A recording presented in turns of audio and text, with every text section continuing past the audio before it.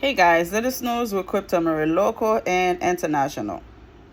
Jon Stewart got behind the Daily Show desk Thursday evening for a special live broadcast edition going on 8 minutes after the first 2024 debate between President Biden and former President Donald Trump concluded on CNN. The host didn't mince words, attacking both candidates' performance and criticizing their inability to put together a coherent argument during the event.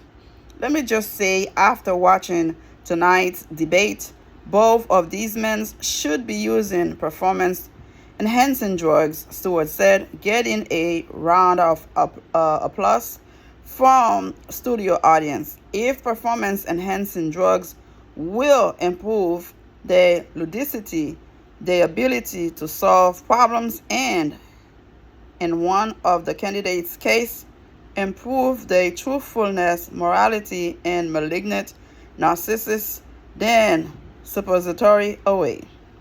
Again, guys, to tell you the truth, I was very excited around 8 something and very tired, exhausted. But I said, you know what? I want to watch the full thing so I can report on it. And I started to watch it. It was so painful. I fell asleep. I didn't even know what was going on.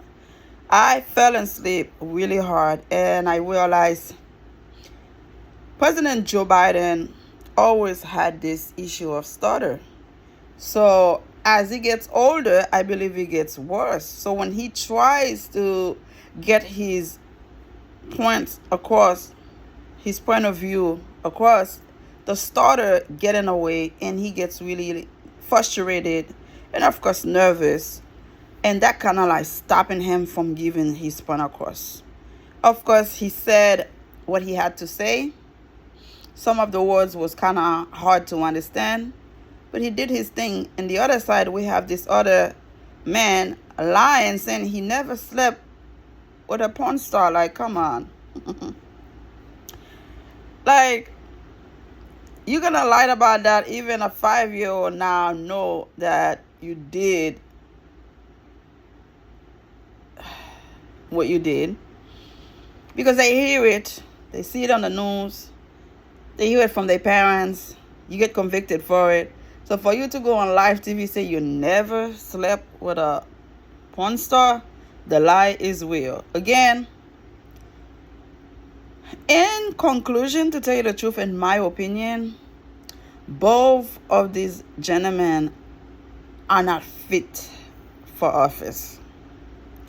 And one thing that kind of get me thinking, before the debate, Republican was attacking President Joe Biden, accusing him of using all kind of drugs enhancement.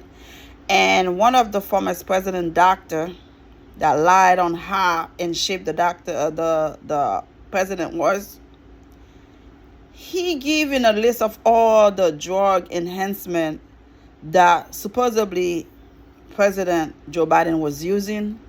And then you ask yourself, sometimes when somebody attacking you or accusing you of doing something, it's the opposite of what's going on. Like, could it be that they are the one doing those things and then turn around to say this is what Joe Biden is doing? Like, it's crazy. It's outrageous. And there is no reason for Democrat to be worried. You can tell, you see what you have. At least the men still have some common sense to give a full sentence, even though the starter get in the way. When you turn around, you see this other man just been convicted of 34 felonies and lying his ass off. So at the end of the day, both men are not fit to be commander-in-chief, okay? During Stewart's monologue, the audience could be heard cringing and gasping when clips from the debate were played. The Daily Show host also took the space to criticize CNN's month-long promotional campaign for the debate, as well as the shallowness of cable news narratives heading into the evening, that Trump needed to not be a bully and the debate, and Biden needed to not have a senior moment. A lot of people have rest in 25th Amendment face. Stewart joked about Biden's performance, referencing the constitutional amendment regarding the process of replacing a president due to death, removal, resignation, or incapacitation. While Biden was preparing at Camp David for a week, did anyone mention he would also be on camera? The Thursday broadcast titled and Decision 2024, the first presidential debate, America watches through its fingers, is only the first live episode for The Daily Show this year. The Comedy Central series is also planning to go live after the next presidential debate, which is set for September 10th. Additionally, the production is also preparing to tape a full week of shows from both the Democratic National Convention and the Republican National Convention later this summer. It is unfortunate you have what you have, and the painful situation the world are watching to see these two oldest men either govern America right now or trying to. It's a painful situation. And the former president says something. Donald Trump said he's still friends with all these other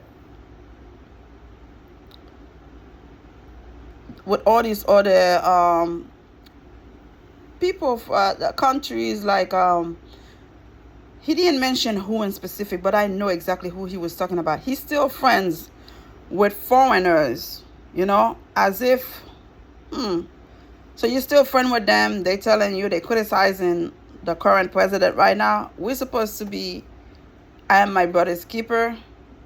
America come first.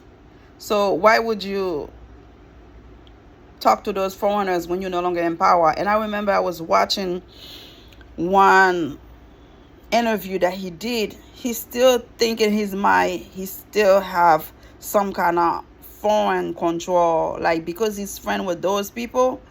I'm sure Vladimir Putin is one of them. Now he's thinking, okay, since I still have access to talk to these people, I know how they feel about America now.